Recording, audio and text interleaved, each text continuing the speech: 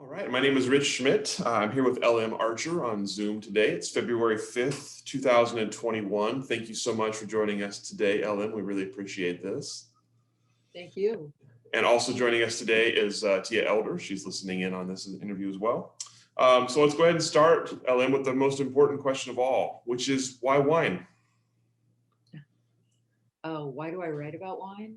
Well, for me, wine is the intersection of the sacred and the profane. I mean, it's the underpinning of just about every sacred ritual and profane celebration since the time of man. And it's the red thread that binds civilization. And then as a writer, it's just an endlessly fascinating subject. I mean, there's so many components to it: history, culture, commerce, geology, geography, chemistry, meteorology. The topics are endless. Absolutely. So I know you've been writing for much of your life. Let's talk about kind of how you got into writing and sort of your career path, education as you got started in your career. Okay, yeah, well, it's pretty unconventional. uh, I knew I wanted to be a writer when I was 8. I grew up in a pretty unconventional home. We lived for the first 5 years of my life in an artist community on the beach, and one of our neighbors was Frank Herbert, who wrote The Dune. And so I distinctly remember the adults sitting around a bonfire at night, passing around a jug of hearty Gallo Burgundy. And from my father, who was an aspiring writer turned PR man and later politician, he really gave me a love of not just writing, but art and music, culture. He loved to cook. So I learned about other cultures through cuisine. And for him, life was just one big movable feast. And so he taught me how to, I like to say he gave me my eyes to see and my ears to hear, my heart to feel. And I bring that with me every time I write. And so the desire to write was there from a very early age. But I was a pragmatist, and after graduating from college, I had student loans to pay. So I took a job in a Fortune 500 company and convinced them to let me write the intra-departmental newsletter. And that pretty much defined my writing for several years. It was just the sidebar to a very dull corporate life. And I just did a lot of corporate and trade publication writing until I took a workshop in 2007, just because I was feeling like I needed something more challenging. I needed to get out of the corporate rut, but I didn't know how. And so I took a workshop, and at the end of the workshop, the instructor told us that we could write about anything we wanted to write about, any subject. And so I wrote about wine. And honestly, I can't remember exactly what the storyline was, but I remember later thinking, why did I choose wine? And I realized that while I was in the corporate world, I had helped facilitate a wine tasting for a professional organization I belonged to. And I just remember so vividly that doing the wine tasting, I felt so warm and it felt so welcoming. And I know now that the corporate world was so gray and black and white, and stepping into that wine tasting and then later writing about wine, it was like someone had turned on the Technicolor, and life suddenly became color instead of black and white. And so I knew after I finished the course, I came home and I told my husband, I really want to write about wine. And he's like, okay, do it. But it took me 4 years to get up the gumption to, let go of my benefits, my 401k, and take that leap of faith. And so I started writing about wine in 2012.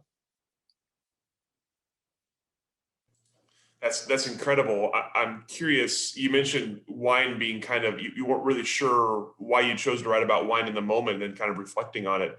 I'm curious, at that point in your life, what was your knowledge of wine? What was your interest level in wine? Oh, that's a good question. I didn't really drink alcohol until after college.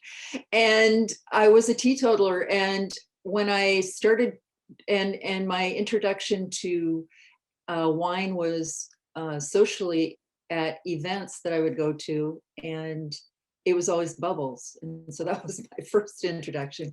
And then I fell in with a group of people who I would say were recreational drinkers, and they enjoyed drinking the high end of the wine list. And that's when I learned about wine as a status symbol, because the only thing I learned from them, I didn't learn anything about taste profiles or oaking protocols or anything like that. I just learned what labels were good or bad in their estimation. And so I think if you, that for me grew old. And after a while, I fell out with them and that whole lifestyle. And it wasn't until I met my husband, my now husband, he took me on a date, and this was 2004. And he ordered a bottle of Willamette Pinot Noir.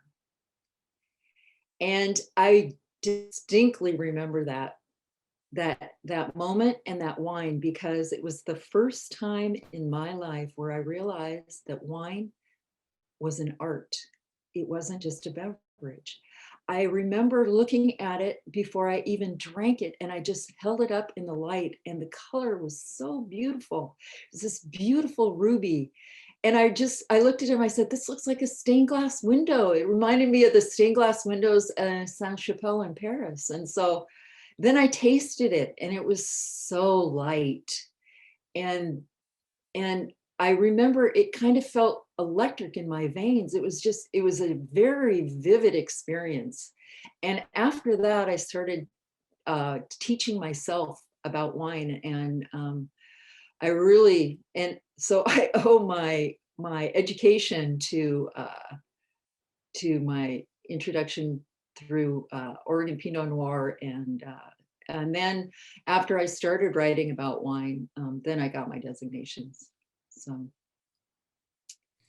That's a truly incredible wine origin story. I love that. And I love that it's Willamette, one of our very favorites, of course. yeah, and back that was when Laurent Monlieu was the winemaker, and it was just amazing. Yeah, so I owe everything to Oregon wine. I love that. So you talk about, you have this idea, you have this brainstorm, you want to write about Oregon wine, or you want to, you want to write about wine, and you start to learn about it, and you start to educate yourself about it, but it takes a while to take that leap. So tell me about taking the leap, and what finally prompted you to do it, and kind of describe the emotions of the time, and the actions of the time for me. Of taking that leap. Yeah. Boy. I just remember, I guess, once you see life in Technicolor, it's a little hard to live in black and white and gray. And I'd started taking a toll on my health. And I remember driving home one night after work, and I remember almost hearing, I had a feeling in my gut, and it just said, you're going to be dead of stomach cancer in 3 years if you don't do something. And I was like, oh. So I went home and I said, honey, I think I'm ready to take that leap. And so gave my notice. I'll never forget that day, because my knees were up to my chin. They were knocking so badly. And then I came home, and it was like, okay, now what do I do? And I made a few mistakes at the very beginning. And one of the mistakes was I started a blog, and I'm not a blogger. Blogging is about yourself, and you have to be, you have to want to be the center of attention if you're a blogger. And I don't, I just want to tell stories. And so I should have done what I should have done is what I have now, which is I should have just put up a site for my writing. And but right away I started pitching, and I did get some jobs, and that gave me confidence to keep going. So I did that and started taking, I started learning, I actually started through the International Guild of Sommeliers, and took the introductory courses there, and quickly realized that that wasn't going to be for me. I didn't want to go into service. One of the other things that I should mention is that until 2015, I suffered from severe shyness. And that's why the corporate world was so perfect for me, because you can hide in plain sight in the corporate world. You know, nobody, it's easy to do. But in the wine world, that's not the case, because it's a world filled with people who are by nature gregarious and have high emotional intelligence and high social skills. And so I liken being shy to kind of like being Helen Keller, except you can see and you can hear, but you just don't know sign language.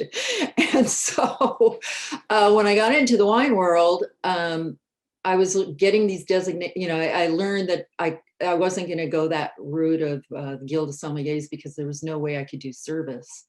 And at the same time that I was doing this writing and pitching, I was also writing on the side a historical novel set in occupied France, Burgundy, actually, in World War II. And so I thought, well, I should probably learn about the wines of France, and I should probably learn about the wines of Burgundy. And so that's when I started getting my designations in those, and I got those through the Wine Scholar Guild. And then then I attended a wine tasting of champagne. And in tasting the wines, I realized that they're the flip side of Burgundy, because it's two the same grapes, Pinot Noir and Chardonnay, and just a totally different expressions, architectural as opposed to linear. And so then I realized I really wanted to learn about champagne as well. So I studied that as well. Those are my designations. And then the other mistake that I made for me, which, you can say mistakes are good or bad, but at the end of the day, did you learn something from them? I did.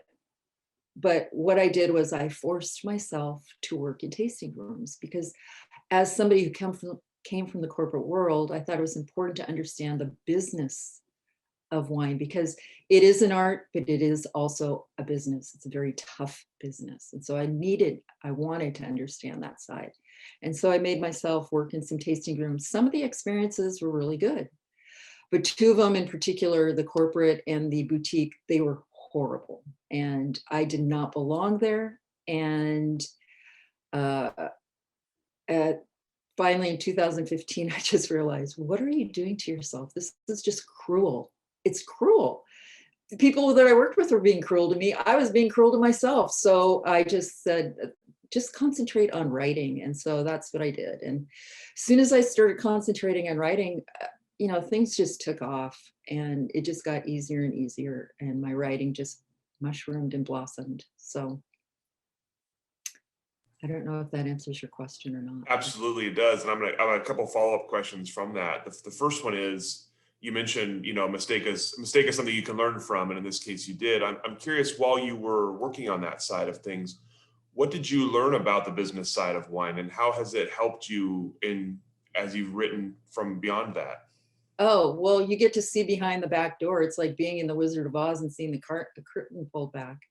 I mean, you understand, people have this glamorous idea of wineries and wine, the glamorous lifestyle of a winemaker. And the reality is there's a lot of cleaning, there's a lot of heavy lifting, and there's a lot of dirt under your fingernails. And people just don't understand that. It is a hard business. And then you've got you've got inventory that is sitting there that's costing money until you sell it.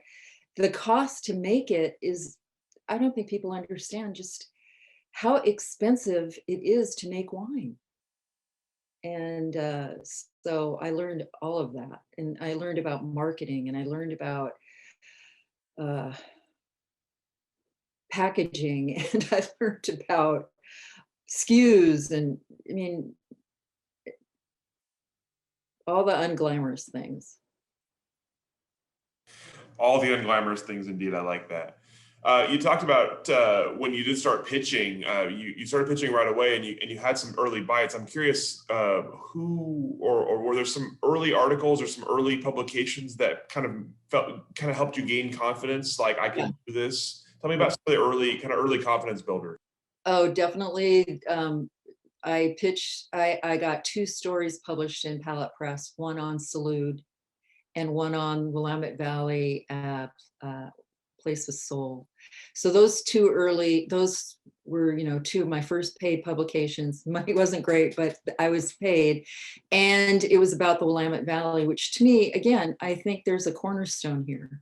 The Burgundy and Willamette Valley, they're the cornerstone to my career as a wine writer. And so, Absolutely. So with those early publications, and you're getting into an industry now of people, like you said, that are gregarious, that are confident, that are verbose. Tell me about getting kind of breaking through the shyness and talking to people in that industry, and kind of fitting in with that industry that's totally different than what you were used to. well, I don't know that I'll ever fit in. I'm an outlier. That's just who I am. I'm always going to be the ones up on the hill, seeing the patterns and the other things that people inside the pack are not going to notice. And I know that about myself. I'm not trying to be, I can't be something I'm not. And again, that was a lesson that I had to learn the hard way. But that said, once you gain comfort in your skin, then talking to people is easy because you have nothing to lose. I am who I am. I can find, I am a writer. That's who I am. And that, that, it's easy to talk to people now because as a writer, you're innately curious. And as a storyteller, I'm innately want to know about the person I'm talking to. I love to ask questions. And so that it just, I don't know. Once I started being who I was and stopped trying to be something I wasn't, it just became very easy. I don't know. So, I had a similar experience, and I'm curious. I want to ask your opinion about this. It took me a while. I came into the job with very little background in wine or regions or terroir or anything, and the first couple of years were pretty terrifying to talk to people because the knowledge gap and the level. At some point, they're going to talk about something that you don't know about, and you're going to have to fake it. So I'm curious for you coming in. Did you feel comfortable conversing about wine, conversing about regions, conversing about styles, or how long did that confidence take? oh yeah, no, right away because I'm a geek. And so I am a complete geek. And so I was, oh man, I drilled down. I had no, people talk about imposter syndrome. No, I felt completely confident and comfortable talking about topics and things like that. And again, the only time I felt like I was an imposter was when I was trying to be something I wasn't, which is when I wasn't writing or being a writer. Yeah. So. So take me through the process of writing for you. How does the process work? What does the day look like for you? What does a week look like for you? How does the writing process fit into?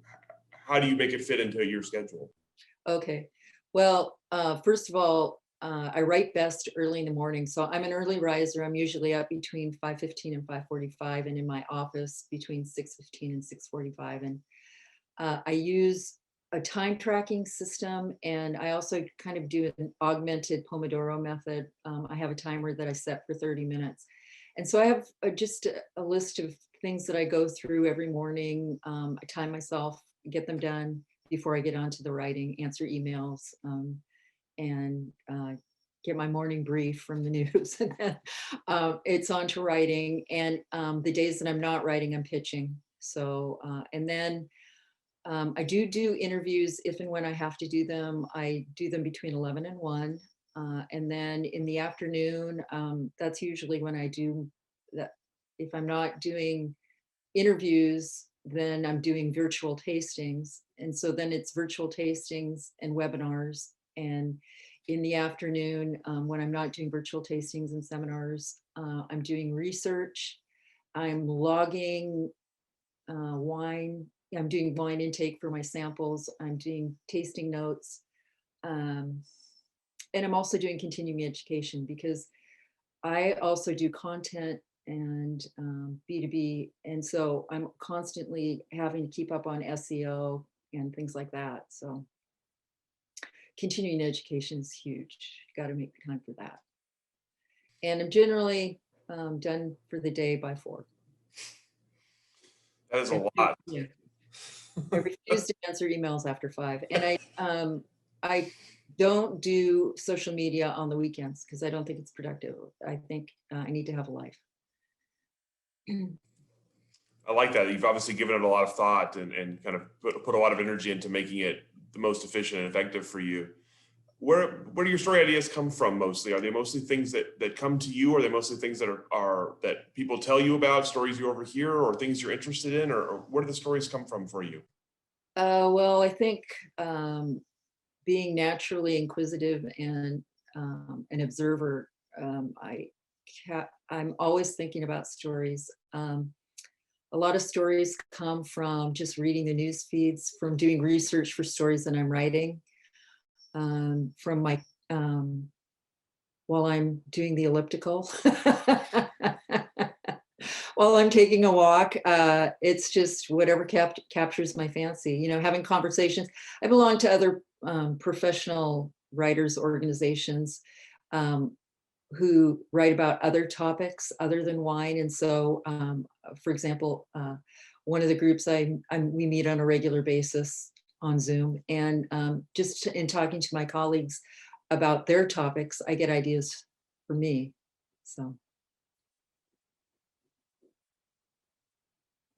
So you've written for a number of different publications now, a number of different kinds of styles and audiences. I'm curious about how you kind of make that work for yourself, writing for the Oregon Wine Press versus writing for the Wine Enthusiast or something, writing for all these different kind of publications.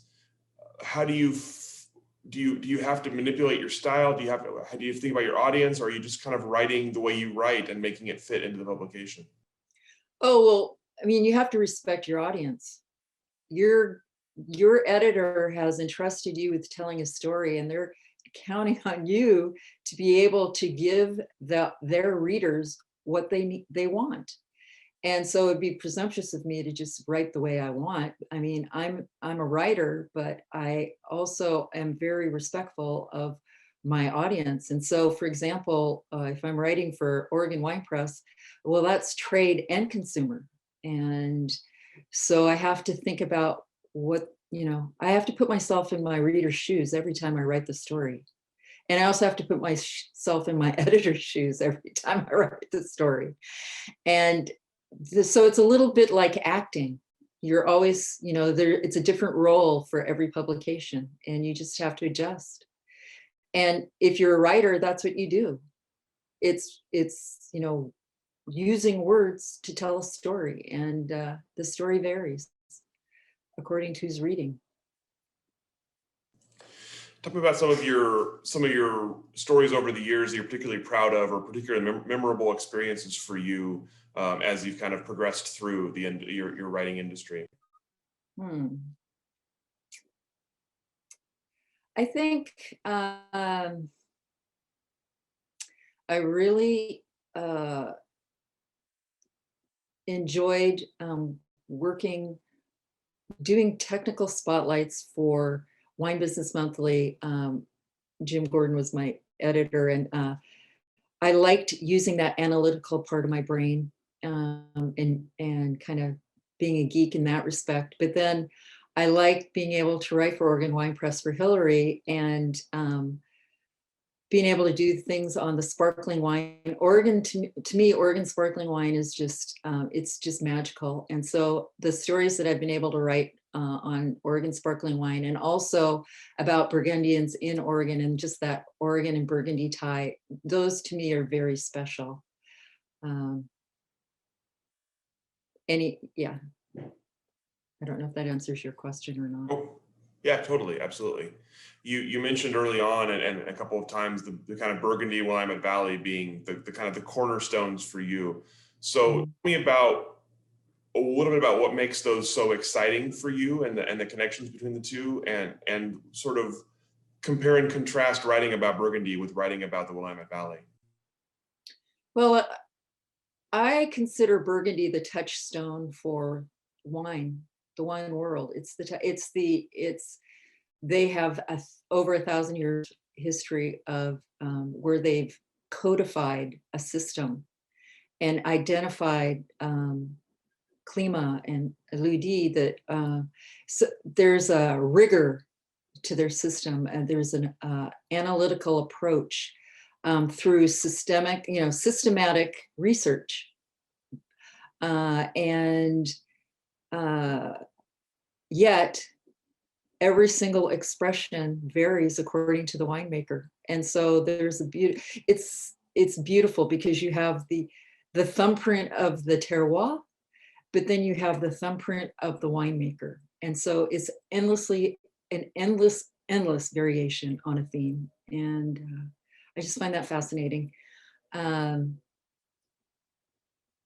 I have learned to taste wine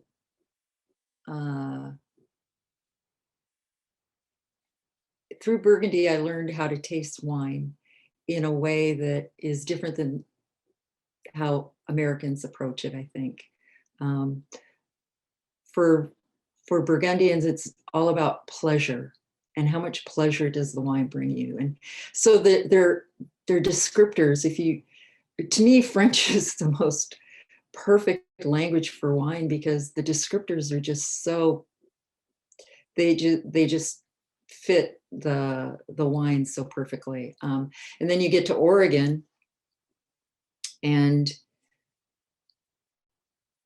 to me, Oregon is very similar to Burgundy in mindset, because Burgundy, I think Oregon winemakers have a very Burgundian approach to winemaking, or they wouldn't be where they are today in the world stage. They're very nose to the grindstone, nose down, dirt under the fingernails, eyes on the prize. And the prize is doing the very best job you can do. There are no slackers in Oregon, and there are no slackers in Burgundy. And if they are, they're not doing well. So,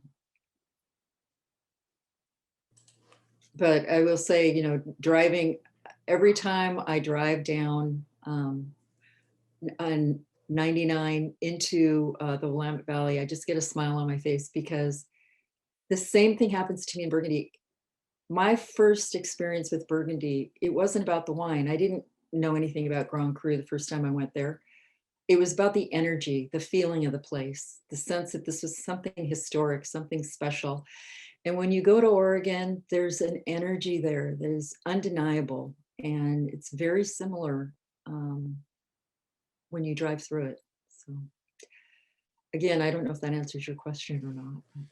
Oh, absolutely. I'm curious if you remember your first impressions of the Oregon wine industry. Obviously, I know your first impression of Oregon Pinot Noir. You've talked about that, but tell me about, as you started to learn about the industry a bit more. What did you think about Oregon wine at the first, and what are some of the changes you've seen in the industry that are most noticeable and most impactful? Well, from the start, I had the impression that the Oregon wine industry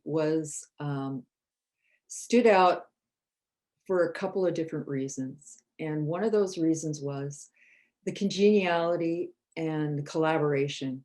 I mean, it was just, these were people who, yes, they were competitors, but they were about making the best wine possible. And in doing that, making their region the, world class. And so that stood out for me right away. The pioneers, they like to call themselves hippies, but they weren't. They were mad scientists, they were, and look at the second generation, look at their children. Those, look at people like Jason Lett and Mimi Castile. They went away, but they came back. Why? Because there's something about this place and about making wine here that is just, there's a siren call to it. So those are two things that really stand out for me. And also my experience with the Oregon Wine Board, for me, they're like the special forces of wine associations. Like they get in, they get out, they get it done, and no questions. And it's just amazing. They're just, wildflowers, they were on it completely.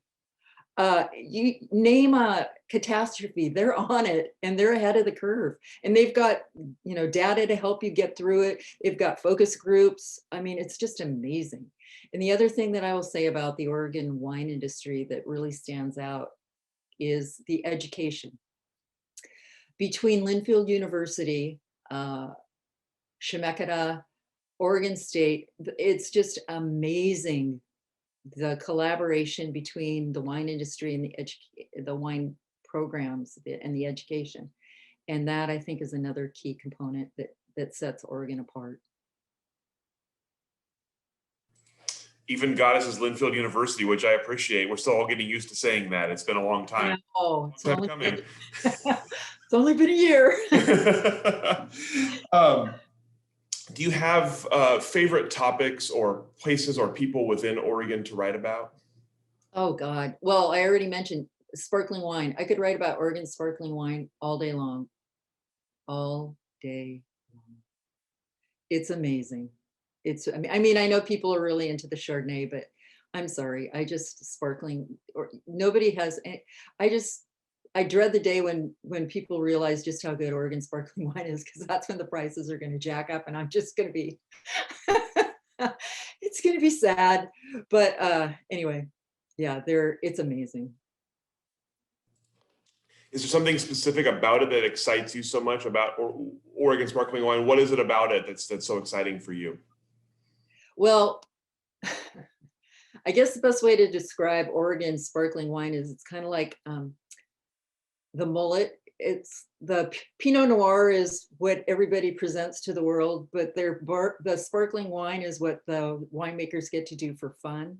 So maybe you should cut that out. I'm not sure if that's the proper thing to include here in the thing. But Oregon sparkling wine, it's the way it allows Oregon sparkling wine. It allows Oregon winemakers to really just get creative.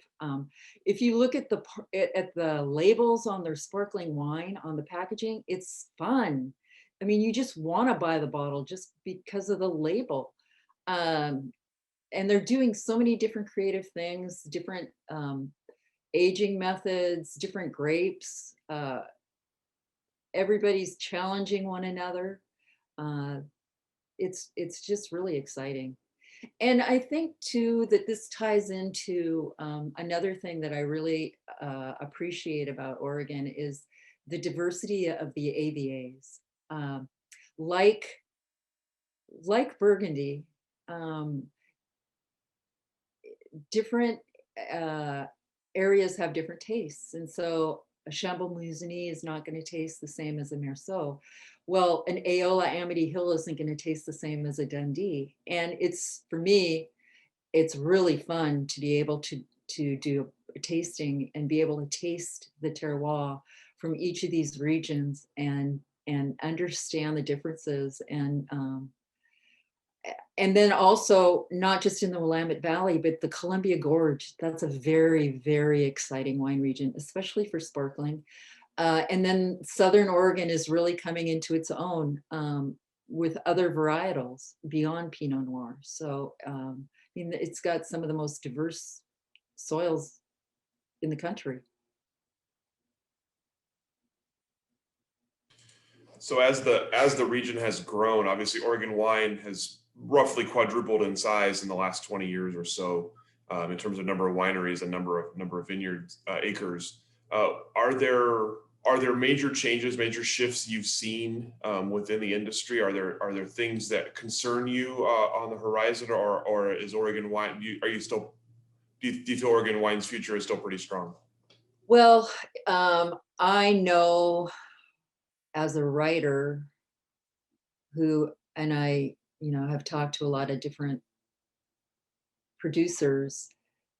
Oregon has been encroached, so to speak, by a lot of big producers from other areas, predominantly California. And I think at the beginning there was some concern that they were going to be Californianized, I guess is the word.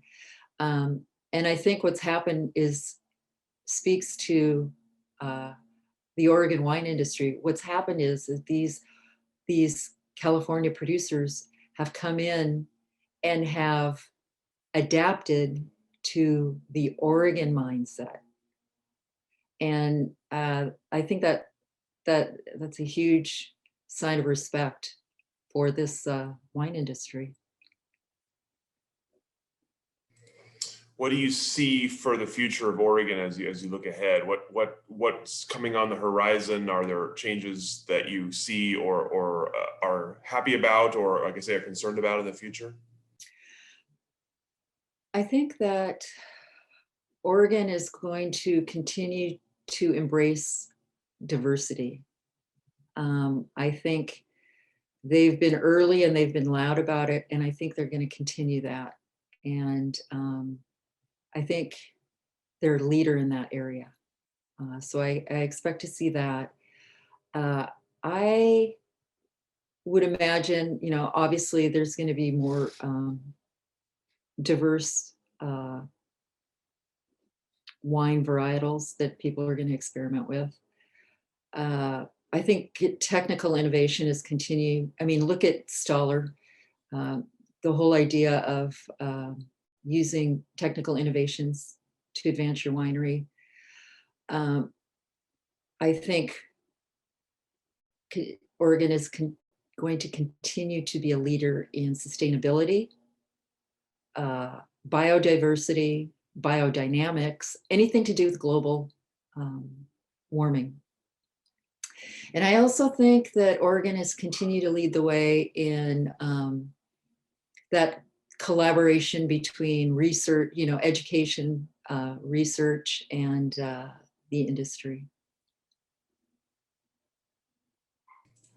And as far as wildflowers, that's a concern. But I think, like I said, they are on it. So we'll see what happens. Absolutely. When you're writing about Oregon wine for a non-Oregon audience, or what is the perception? What are the perspectives of Oregon from outside of the state? What does the rest of the wine world think about Oregon right now? And what are people outside of Oregon excited about that's going on here?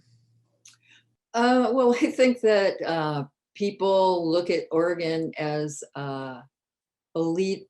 What I've already said, they're leaders in so many different areas. Obviously, they make world-class Pinot Noir, but more and more people are learning that they make world-class Chardonnay as well, and eventually sparkling wine. But they also have these other exciting wine regions, like the Umpqua Valley, like the Applegate Valley, like the Rogue River, like Columbia Gorge, like the Rocks. Or Milton Free Water, I should say. So I think I think people look at Oregon and they see innovation. They see an exciting wine region where there's just so many different things to try. So outside of Oregon, we talked about Burgundy as well a bit, but I'm curious, where else have you, other places that you've traveled and researched and written about that are exciting to you? Oh, wow. Obviously, northern Italy for sure. Lake Garda region, Alto Adige, the Veneto. Those regions are just amazing.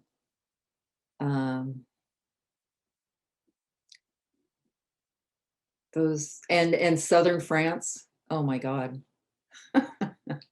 I don't think people understand just how amazing southern France is as far as wine.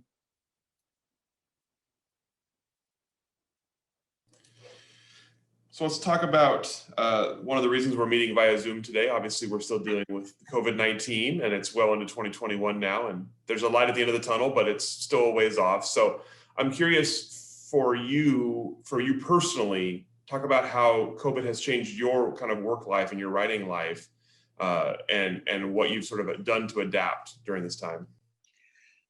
Well, the two most important ways it's changed my life obviously are, that I can't travel anymore. And also, it changed the advertising budget for a lot of the publications that I write for. And so either my fees dropped or they couldn't pay me. That's huge if you're a professional wine writer. So those were the two major impacts. And what have you done to adjust? How have you made it work for yourself the past year? Well, I just got into more content in SEO and just do more Zoom chats, Zoom virtual tastings, which I value them. I have found them to be incredibly valuable. So. And what about the wine world at large? What are the biggest changes you've seen or the impacts you've seen from COVID on the places you study and the places you write about? Well, the way I look at COVID overall is it's kind of like a harvest. There are no bad harvests. There are only winemakers who rise to the occasion more adeptly than others. And so I think what COVID has taught the wine, for me, COVID has made the wine industry a place where wine professionals have started to view each other as colleagues instead of competitors. There's much more collaboration. That is a silver lining that's come out of COVID that I've noticed. And I find it very encouraging.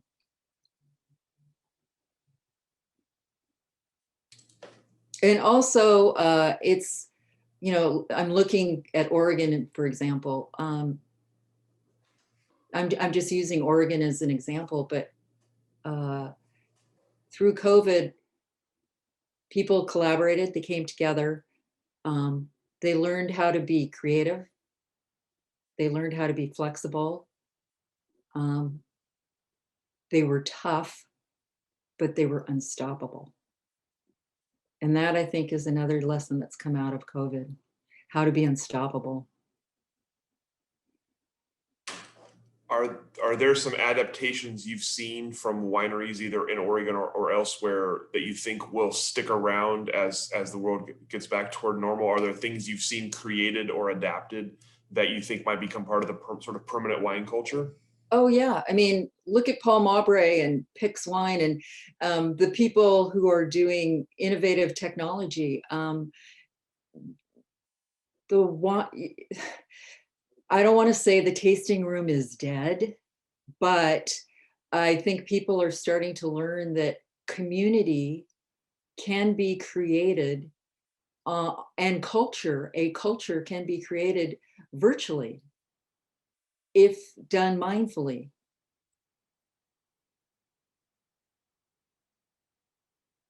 Absolutely.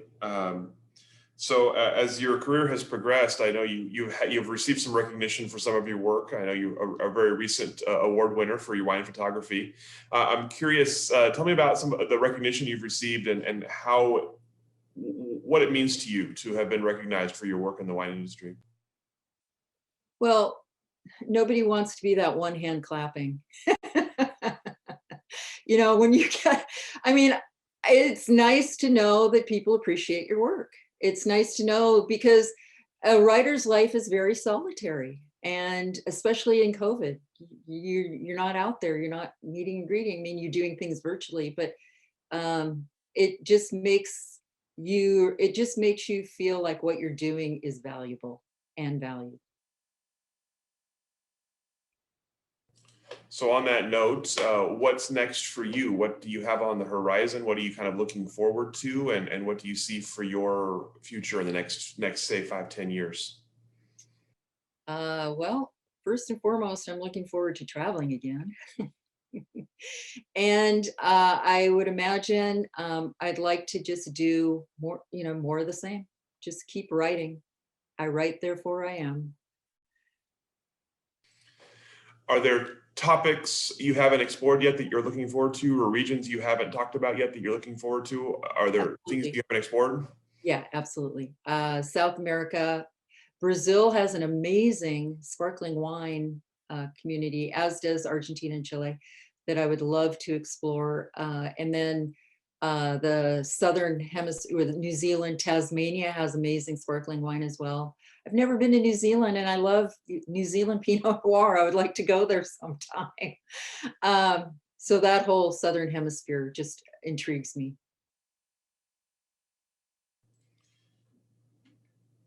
If you had, if someone were to approach you and ask you for advice on getting into writing about wine or getting into the wine industry in some way, what would your words of wisdom to them be?